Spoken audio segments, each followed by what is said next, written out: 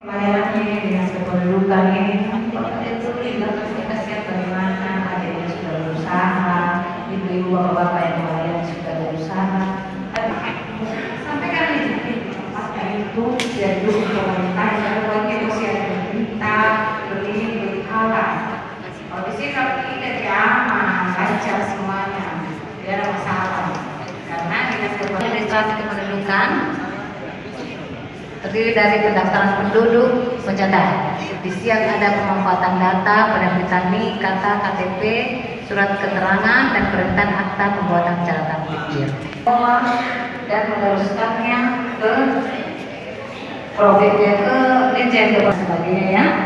Terus untuk alokasi anggaran dana yang kita dapatkan tergantung dari misalnya jumlah penduduk, berapa jumlah penduduk prasejahtera, berapa jumlah penduduk sejahtera, itu semua harus datanya